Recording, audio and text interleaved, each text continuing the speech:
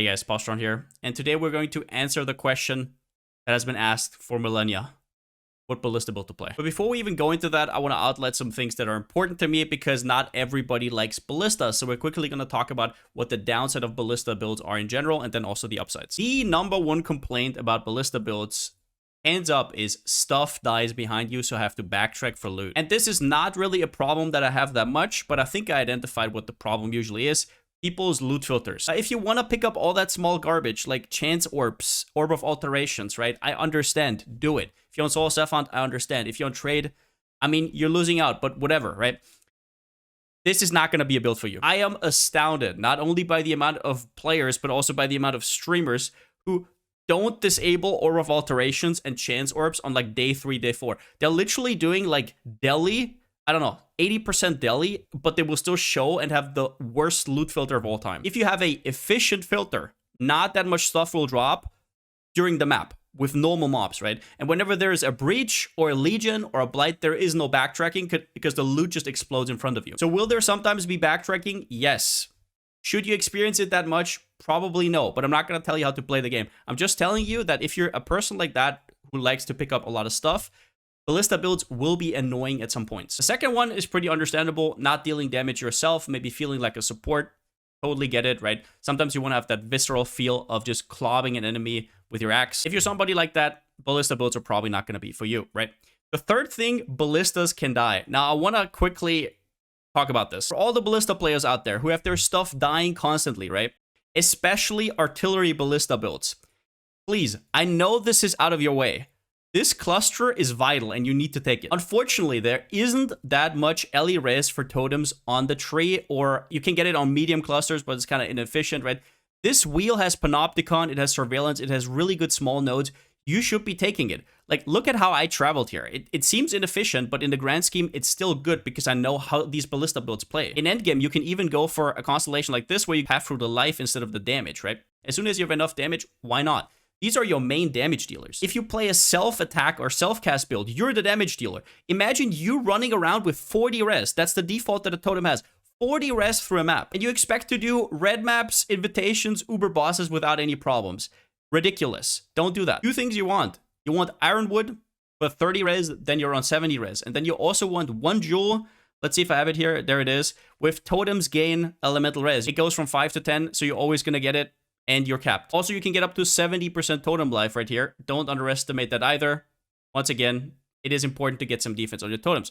But if you just ignored what I just said, yeah, Ballistas can die. If they didn't, they would be absolutely insane. Just compare them to Brands. Brands cannot die, but they deal like a minuscule part of damage that Ballistas can do at endgame. They are balanced around the fact that they die sometimes. All right. Reasons to play Ballista builds. First up, damage uptime. Very often I will see people compare, for example, Explosive Arrow to Explosive Arrow Ballista, or Toxic Rain to Toxic Rain Ballista. The problem is that the damage uptime is also different. You can't just look at the damage numbers. When you have Ballistas, they will fire even if you're dodging. Unless you have a Toxic Rain build that is literally immortal, or an Explosive Arrow build that is immortal, you will not have that uptime. You will have to move, and while you're moving, you deal no damage. And with good enough projectile speed, the time you have to replace your Ballistas, in contrast, is minuscule. The biggest upside for me personally, though, is I don't have to aim. I had problems with my wrists in the past playing Path of Exile. I didn't like it. I know there's a lot of ways around it. I still had wrist pain. No aiming is absolutely awesome, especially at League Start when there's maybe a little bit more things to pick up. This is especially big for something like Toxic Rain, which is very click heavy. Also, it's very comfy against bosses. Not only does it have good damage uptime, but just the ability to dodge while still dealing damage gives you a lot more, I don't know, time to get out of the boss's way. And you're never really stuck in attack animations or something like that. Also, just to quickly address this about my Caustic Arrow Ballista build that I have unlisted for max roll now, it is still viable. In fact, it's actually kind of buff because you can now get additional arrows on the passive tree. But the problem is, for a League starter, that is not really a thing anymore because of two things. Getting a Covenant early with SRS now being what it is, and it's still not really nerfed, not going to happen anymore. Look at these prices. It is absolutely insane. This is where SRS exploded. And this is where it's going to be from the get-go. Because don't forget, in week 1, last league, nobody played SRS. Yeah, competing with minion players for items, not a good idea. Also, and this is probably the most annoying thing, Rain of Splinters, which is usually regarded as a low-level It's powerful, but the builds that usually play it aren't like, they're league starters usually, right? Has gone up from like 20 chaos to round about 1,000 because of how they reworked corrupted jewels. So guess what? The two of the strongest items of your builds are now going to explode. So I cannot recommend Caustic Arrow for league start anymore. If you're somebody who doesn't care, you're going to get 20 divines in the first 2 days, then still go for it. You know where the videos are, but let's move on. But yeah, let's get into it. Obviously, the answer is it depends. Let's see what Explosive Arrow does better.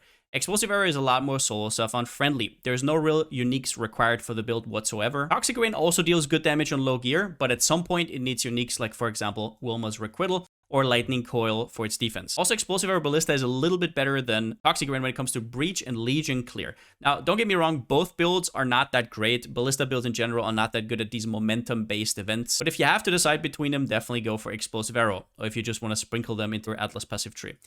Also, Explosive Arrow is way better against moving targets. We're trying to counteract that with Toxic Rain because we have a lot of slows, like for example, Ensnaring Arrow or Maim. But the fact is still that against really fast enemies, it can get quite annoying. Explosive Arrow also has a way more damage potential than Toxic Rain on stuff like Uber bosses. If you look on YouTube, there's actually people who are capped on Uber boss DPS, so taking the 70% less damage into account, which you cannot do with Toxic Rain. You simply cannot. You're going to be capped out at round about 20 to 30 million normal DPS at like 100 divines. Now, obviously, on 100 divines, Explosive Arrow won't deal much more damage, don't get me wrong, but beyond those 100 divines, Explosive Arrow has a lot more options. Now, we talked pretty good about EA, but there is a ton of upsides for Toxic Rain. First up, better leveling experience. It comes online way earlier.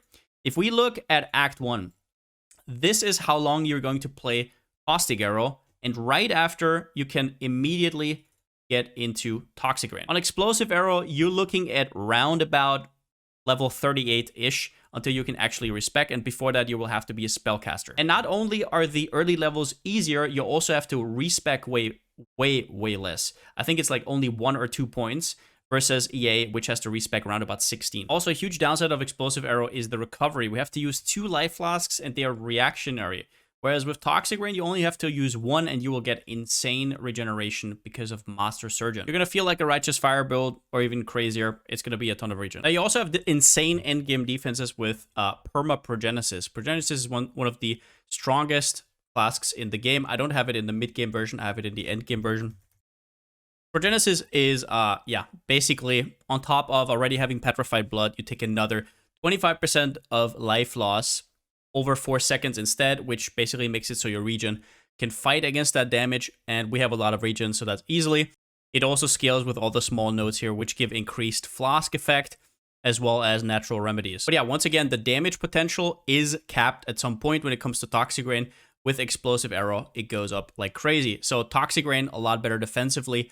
Explosive Arrow, a lot better offensively. First 10 or so divines, though, once again, are basically the same. And at the end here also, I do not know what happens to Wilma's Requital. We're talking 1 to 2 chaos item that later got up to 10 chaos. How much is it going to be at league start once it's like a sought after item? Well, it isn't that rare. It's like a tier 2 or tier 3 rarity, but still, we don't know. So that is definitely a question mark on top. But overall, I hope I could help you with the decision, whether it's Explosive Arrow, Toxic Rain, Ballista, none of them. And yeah, since I still don't have a slogan, see you next time.